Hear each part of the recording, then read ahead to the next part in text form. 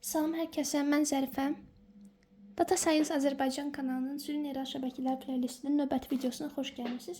Bu videoda biz danışacağıq prior knowledge insertion, yəni əvvəlki məlumatların şəbəkə daxilinə, şəbəkə dizaynına daxil edilməsindən.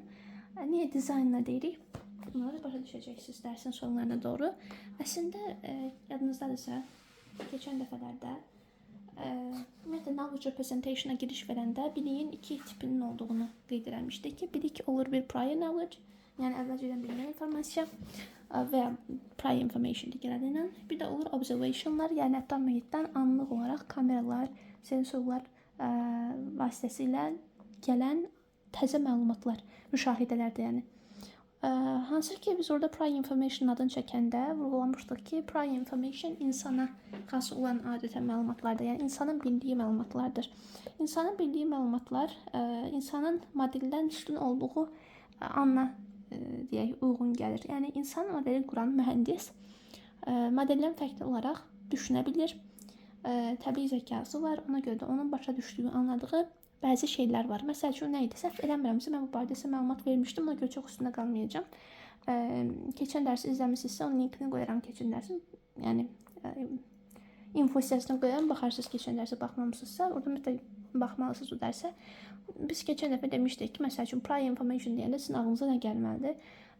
Bir insan kimi siz bilirsiniz ki, məsələn şəbəkənin şəkildəki pişikləri detekt etməsi lazımdır. Sən insan kimi bilirsən ki, pişik başqa rənglərdə, fərqli rənglərdə ola bilər, bəzi fərqli xüsusiyyətlərə sahib ola bilər və yaxud da pişik fərqli pozisiyalarda ola bilər, başı aşağı şəkildə və yaxud da küncdə ola bilər və ya da şəklin mütləq mərkəzində olmalı deyil və yaxud da insan üzü şəklin həmişə müəyyən nöqtəsində olmalı deyil, insan üzü şəklin fərqli yerlərində ola bilər, şəkildəki insan harada durubsa ondan asılı olaraq və şəbəkənin bunu bilməsi lazımdır. Bunu, yəni şəklin fərqli hissələrindəki üzvləri tanıması lazımdır. Eyni insan fərqli yerlərdə durursa, qaranlıqda durur, aydınlıqda durur, fərqli paltarlar geyinir, amma insanın üzü dəyişmir. Bunu şəbəkə anlamalıdır. Eyni insanı tanıya bilməlidir, detekt edə bilməlidir və yaxud da pişiyi və s.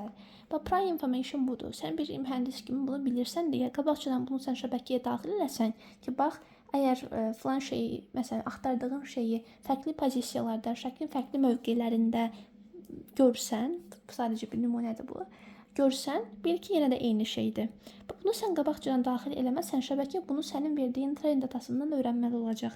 Train datasının üzərində işləyə-işləyə, həmin nümunələr üzərindən özü axır əvvəl o qənaətə gələcək ki, deməli, məsəl üçün, pişik şəklin burasında da, ta ki şəkildir, burasında da olsa pişikdir, burasında da olsa pişikdir və yaxud da fərqli formalarda da ola bilərmiş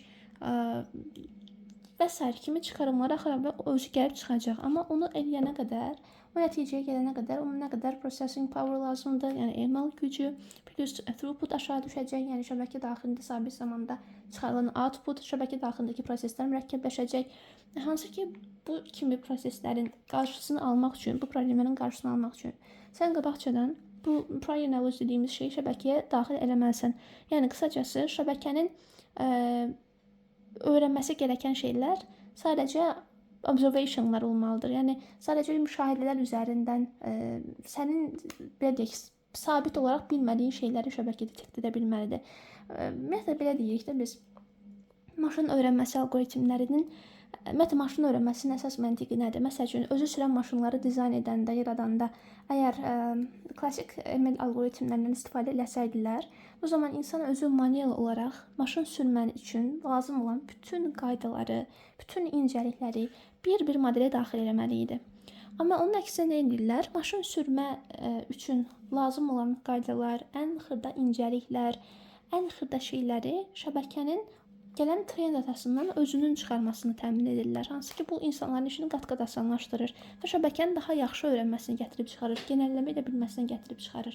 Yəni, biz insanıq, biz maşın sürə bilir, ola bilərik, amma ən xırda detalları yanımızdan çıxara bilərik. Bizə adi gələn şeylər model üçün adi gəlmir, model üçün adi deyil, o insan deyil çünki.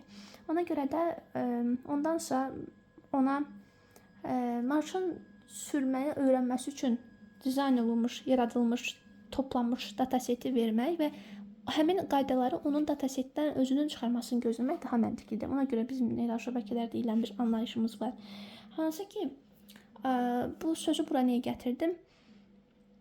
Bunun sayəsində şəbəkə özü müəyyən patternlar çıxara bilir.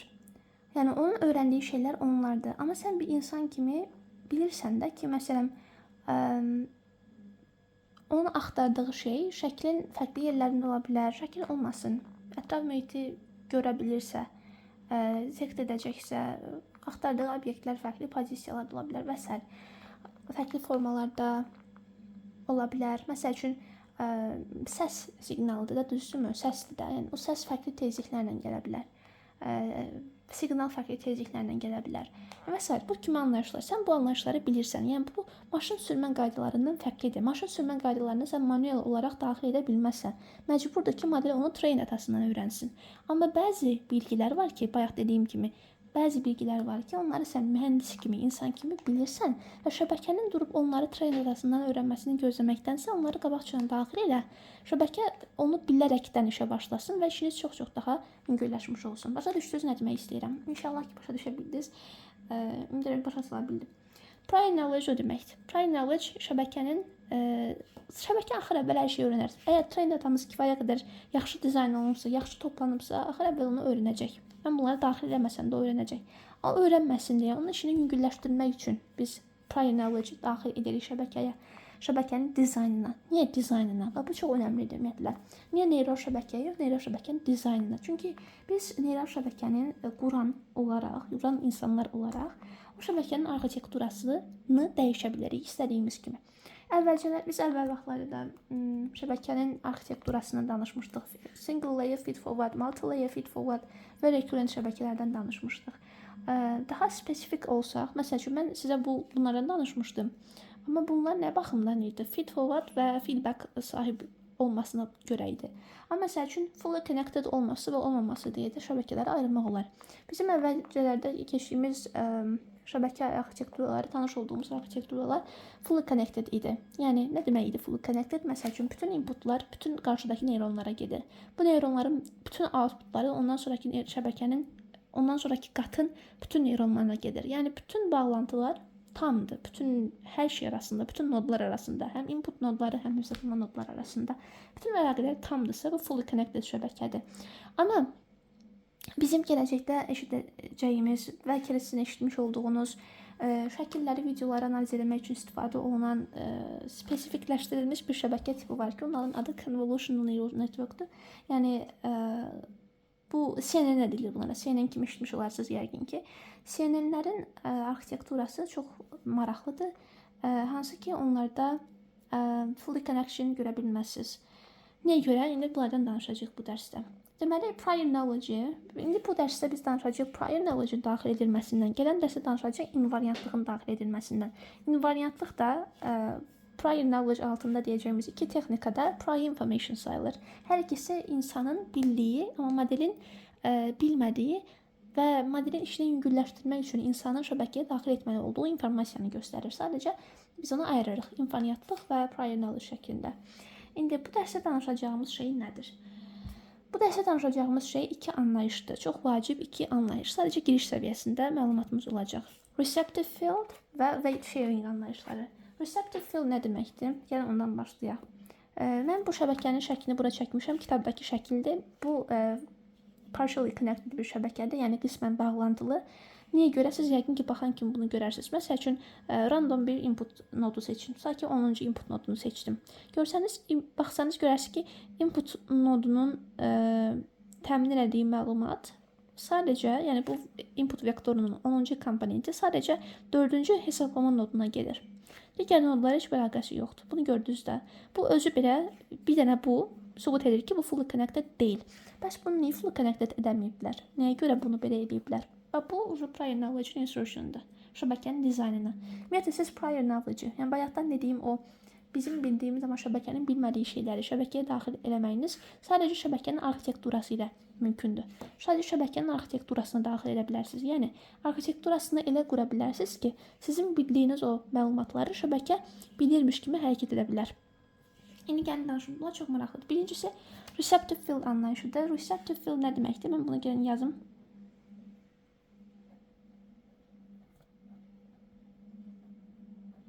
Receptive field anlayışı, qəbul edici sahə anlayışı input nodlarına xas bir anlayışdır. Fikir versəniz və diqqətlə baxsanız, görərsiniz ki, birinci hesablama noduna sadəcə ilk 6, başdan ilk 6 input nodundan input gəlir. Və neçə input gəlir? 6 dənə. Oxları saysanız görərsiniz ki, buna 6 input gəlir. İkinciyə baxsanız görərsiniz ki, ikinci noda sürüşüb aşağı. İkincidən 7-ciyə qədər ki, bütün input nodlarından input gəlir. Və neçə dənə? Yenə də 6 dənə. Görürüz, aşağı sürüşdü. Üçü atlayıblar. 4-dən 9-a qədər ki, input nodlarından input gəlir. Yenə də 6 dənə. Dördüncüyə də biraz da aşağıdan 5-dən 10-a qədər ki, bütün input nodlarından input gəlir. Bu nə deməkdir? Bu o deməkdir ki, birinci neyron, ikinci neyron, üçüncü neyron, dördüncü neyron, yəni bu şəbəkədə 4 dənə. Bu şəbəkə çox qatlı sayılır, çünki gizli qatı var və bu gizli qatdır. Tam olaraq da hidden qatdır bu. Hidden layer. Nəyə görə? Çünki bunların outputları bizə məlum deyil. Birbaşa output qatlarına gedəcək, output qatına girəcək. Bu hidden qatda 4 dənə neyron var, 4 dənə hesablama neyronu var, hesablama nodu var və onların hamısı bütün inputlar üzərində işləmir. Fikir versəniz, məsəl üçün bu neyron bu input vektorudur. Bu 10 komponentli bir input vektorudur. Baxın, x1, x2, ta ki x10'a qədər. Bu input vektorunun bütün komponentləri ilə bütün neyronlar məşğul olmur. Birinci neyron sadəcə ilk 6 komponentlə məşğuldur. İkinci neyron aşağı sürüşdürür, növbəti 6 komponentlə məşğuldur. Üçüncü neyron ondan sonraki 6 komponentlər, dördüncü neyron ondan sonraki 6 komponentlər. Burada bir sürüşmə var, lakin hamısı müəyyən bir hissə ilə məşğuldur. Məsəl üçün, bizim gördüyümüz o fully connected şəbəkələrdə bu neyron bütün input nodları ilə məşğul olur. Bu neyron da bütün input nodlarını görür. Bu da bütün inputları görür. Bu da bütün inputları görür. Amma prior knowledge-in gözəlliyi oradadır ki, məsəl üçün, siz insan kimi başa düşürsünüz ki, şəbəkənin tutaq tapşırığı şəkildəki müəyyən bir pattern, müəyyən bir naxışı tapmaqdır. Şəkildə harada o naxış varsa onları detekt eləməlidir, tutaq ki. Düzdürmü? Onları detekt eləməlidir. Tutaq ki, hansısa bir handwritten digit recognition-dır, əllə yazılmış rəqəm təyin olunması. Həmin o rəqəmin təyin olunması üçün o müəyyən əyrilikləri bəlkə axtarır, tutaq ki. Həmin əyrilikləri şəklin hər yerində axtaracaq, düzdürmü? Əgər şəklin hər yerində axtaracaqsa, niyə də hamısı bütün şəklə baxsın ki? Zaten axtardıqları naxış ardıcıl piksellərdən ibarət olacaq. Tutaq ki, bu 2-nin bu quyruğu ardıcıl yerləşən piksellərin əmələ gətirdiyi bir figurdur, bir patterndir. Bu tərəfdəki bu əyrilik yenə də ardıcıl piksellərin əmələ gətirdiyi bir patterndir. 4 neyronun 4-ü də bütöv 2 şəklinə baxmaqdansa, neyronları ayırır. Məsəl üçün, bu iki şəkili bilirsiniz ki, tensora çevirməlidir, yəni numerical representation olmalıdır gələn inputun. Həmin bu rəqəmlər şəbəkəyə verilməlidir. Şəbəkələr sadəcə rəqəmləri anlayır, o şəkli görə bilməz, şəkli anlamaz. Ona rəqəm şəklinə verilməlidir. Bu rəqəmlərin tutaq ki, ilk 6-sı bu hissəni göstərir, növbəti 6-sı bu hissəni göstərir, növbəti 6-sı bu hissəni göstərir. Görürsünüz, mən verdiyim nümunədə 10 dənə feature var, amma biz handwritten digit problemini danışırıq. Bu sadəcə bir nümunədir. Bu qədər az feature ola bilməz bunda. Ola da bilər, amma indi biz hər iki invariantlıqdan danışmırıq deyə deyək ki, ola bilməz də. Məsələ odur ki, şəbəkənin 4 neyronu da eyni işi görəcəksə, hamısı bütün şəklə baxmasın da. Biri bu tərəfinə baxsın, biri bu tərəfinə baxsın, biri bu tərəfinə baxsın. Və niyə görə belə olsun? Ona görə ki, bizim əlimizdəki iş daha tez bitsin və hesablamalar daha az mürəkkəb olsun. Bütün neyronlar, bütün inputlara baxacaq. Bu o deməkdir ki, məsəl üçün bu hissəyə həm bu neyron baxacaq. Fikir versəniz, zaten oxşar ortaq inputlar var. Məsəl üçün bu input həm buna gedir, həm buna gedir. Deməli, bu inputla tam bu source nodun təmin etdiyi inputla hər iki neyron tanışdır. Burası qaçınılmazdır zaten. Amma ümumilikdə baxsanız, setlər fərqlidir. Bu neyronun sahib olduğu set x1-dən x6-ya qədərdir. Bu neyronun gördüyü set x2-dən x7-yə qədərdir. Bu x1-dən x6-ya qədər. Bu isə x2-dən x7-yə qədərki hissəni görür. Baxmayaraq ki, bunların toqquşduğu ortaq hissələri var. Bunlar şəkli sanki belə sürüşə-sürüşə görürlər. Bunun sayəsində daha tez hesablama baş verir və daha yüngül hesablama baş verir daxildə. O qədər mürəkkəb olmur. Yəni, əgər biz məsələn 2-ni baş verir, ümumiyyətlə şəkildəki müəyyən bir pərdəni tutaq ki, bu əyriliyi axtarırıqsa, niyə hamısı bütün şəklə baxsın? Ondan sonra şəkli hissələrə bölüm. Belə də Loro dilindən deyəcəm. Inputu hissələrə bölüm və hər hissəni bir neyrona assign edim və sanki şəbəkə şəklin üzərində sürüşərək gəzir. Bir sürgü var sanki. Sürgünü hər dəfə bir vahid sürüşdürürəm və şəbəkə şəkli tanınmış olur ən sonda. Ümid edirəm ki, başa düşə bildiniz. Receptive field anlayışı budur. Baxın, məsəl üçün, bu neyronun receptive fieldi x1, x6 arası olan source nodlarıdır. Bu neyronun receptive fieldi x2, x7 arası olan source nodlarıdır. Bu neyronunki məsəl üçün x5, x10 səhv eləmirəmsə. Yoxsa x5, x10 arası, bəli. x5, x10 arası input nodları bu neyronun receptive fieldidir. Bununki də x4-dən x9-a qədərdir. Fikir verirsinizsə, x3-dən başlayan bir də yoxdur. Ola bilər. Yəni, sadəcə ona baxın ki, hamısında 6 dənədir. Amma belə sürüşə-sürüşə şəbəkənin üzərində gəzirlər. Məsəl üçün, hamısı bütün şəbəkəyə, bütün inputa baxmır. Fully connected şəbəkə yoxdur. Fully connection olsaydı receptive field anlayışı olmazdı. Çünki hamısı bütün şəklə baxır zaten. Amma bunun sayəsində işlər biraz optimallaşmış olur. Bunlar şəklin tanımadan çox istifadə olunur. Video analizində istifadə olunur. Məncə başa düşdünüz. Məsəl üçün, bu neyronun receptive fieldi bu hissədir. Çünki bu neyronla bu inputun bu hissəsi assign olunub. Həmin o hissə receptive field adlanır. Kitabda görəcəksiniz çox mürəkkəb bir tərif. Deyir ki, gələn input əgər neyronun outputuna təsir edirsə, deməli həmin input bu neyronun receptive fieldidir. Yəni, bu niyə bu qədər mürəkkəb yazırlar ki? Bu input bunun outputuna təsir edirsə, o deməkdir ki, bu input bu neyrona gedir.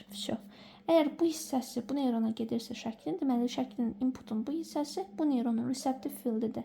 Növbəti hissəsi bu neyronun receptive fieldidir. Receptive field anlayışı daha optimal, daha sürətli, daha az hesablama təmin edən bir axtarış təmin edir. Əslində biz nerede görəcəyik bu deyək dizaynı? Bu əslində bir dizayndır. Buna belə deyilir. Şəbəkənin arxitekturasının məhdudlaşdırılması. Biraz görürsünüz qısıtlayıblar, biraz connectionları ayırıblar. Bütün şəbəkəyə, bütün neyronlar, bütün inputlara baxmır. Receptive field anlayışı bizə bu qədər belə yaxşılıqlar gətirir.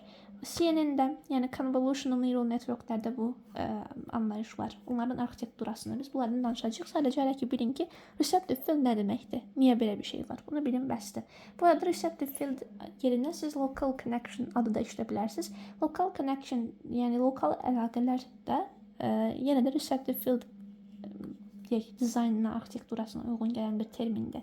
Məsəl üçün, bu hissə bu neyrona assign olunubsa, onda bu hissə ilə bu neyron arasında lokal əlaqələr var deməkdir. Sadəcə onu deyir.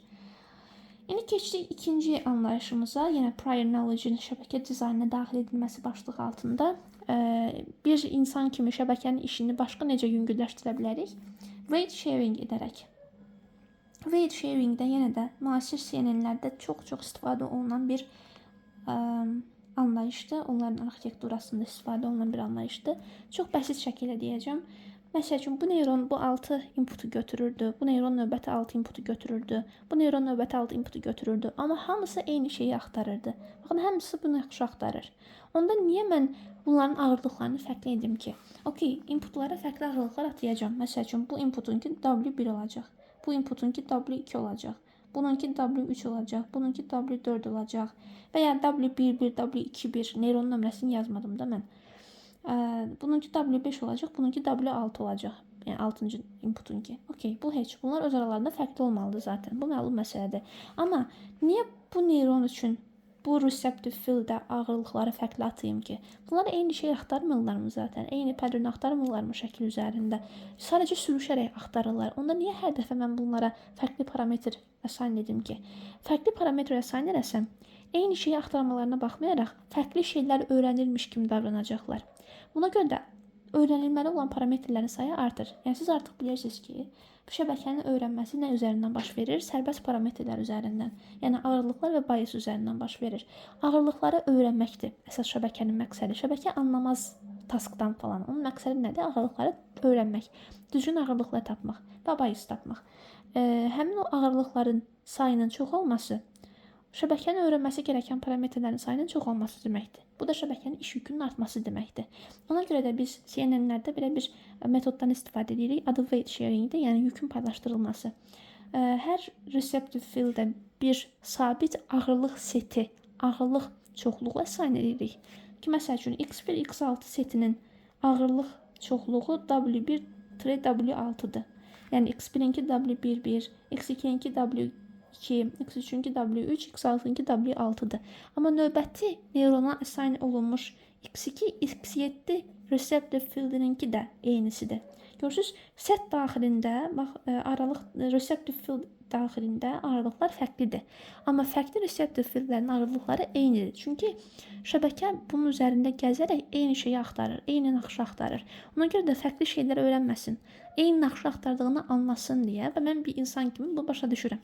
Ona görə də şəbəkənin arxitekturasını quranda ağırlıqlarını eyni set edirəm ki, şəbəkənin öyrənməsi gerəkən parametrlərin sayını azaldım. Başa düşdünüz, hələ ki bu qədər anlasaz bəsdir. Ki, weight sharing deyə bir şey var imiş. Weight sharing sayəsində şəbəkənin öyrənməsi gerəkən parametrlərin sayı avtomatik azalır. Weight sharing receptive field-dən çox daha güclü bir yoldur. Çünki həqiqətən öyrənməsi gerəkən parametrlərin sayını significantly çox azaldır. Ona görə şəbəkənin iş yükünü çox azaltmış olur. Buna görə çox faydalı sayılır. Yenə də CNN-lərdə istifadə olunur. Deməli, CNN-lərdə receptive field və weight sharing anlayışları var imiş. Weight sharing ilə bağlı kitabda bir formul görəcəksiniz. Bax, yazır ki, əgər neyronlara R ilə nömrələsək, məsəl üçün bizim nümunəmizdə 4 dənə neyron var. Neyronları R ilə nömrələsək və R 1-dən 4-ə qədər nömrə alacaq bizim nümunəmiz üçün. İstənilən bir neyronun induced local field-i və ya aktivasiya potensialı, yəni V-si, V-nin nə olduğu aralı yadınızdadır. Belə tapılar. Sigma i 1-dən 6-ya qədər W-i x-i plus R minus 1. Belə bir formulu yazır. Bu formulu, yəni qətiyyən biz formulu əzbərləmirik zaten. Məqsəd nədir? Məsəl üçün, R-nin 1 olduğu hal üçün gəlin hesablayaq görək biz burada nə alırıq. R-nin 1 olduğu hal nə deməkdir?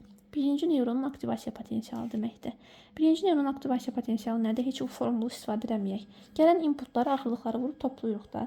X1, W1, zaten adətən X0-dan başlayır və X0 bias olur.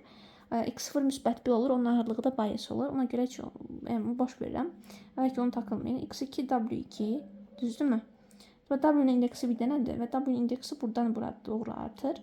X-in indeksi də i üstəgəl R minus 1-dir. X-in indeksindəki şey inputların nömrəsidir. Inputları da K ilə adətən göstərirlər. Yəni bu dediyimiz şey XK-dır. X-in indeksi inputların nömrəsidir. R-nin indeksi neyronun nömrəsidir. W-nin indeksi də yəni 1-dən 6-ya qədər dəyişir. Bu hara qədər gələcək? X6, W6-ya qədər birinci neyron üçün. Niyə görə? Çünki birinci neyronun bizim nümunəmizdən söhbət gedir. Bu nümunədə birinci neyronun receptive field-i X1-dən 6-ya qədər idi. İkinci məsəl üçün neyronun aktivasiya potensialı nədir? X2-dən başlayır, onunki. X2-yə əsayn olunan ağırlıq nədir? W1. Buradan formullarını yenə qoyub baxa bilərsiniz. Formuldan W-nun yerinə 1 qoyacaqsınız. X-in yerinə isə 1 üstə gəlinsin. R2-dir, minus 1, yəni 2. Sonra X3 olacaqdır. Bu sırada növbəti X3 gəlir. Ağırlığımız W2. Gəlir X7, axırıncı receptive field-in axırıncı inputu vurulsun ağırlıq setimizin axırıncı ağırlığı W6. Fikir verin, 2 fərqli neyron, həmin neyronlara əsayn olunmuş inputlar fərqlidir. Setlər fərqlidir. Bu X1-dən X6-ya qədərkiləri görür, bu X2-dən X7-yə qədər. Amma ağırlıq setləri eynidir. Çünki onlar eyni şeyi öyrənirlər. Fərqli parametrləri öyrənməli olmasınlar deyə, çoxlu parametr öyrənməli olmasınlar deyə ağırlıq setini eyni edirlər. Bu qayda ilə 3-cü və 4-cü neyronlarımızın V-sini tapmaq olar.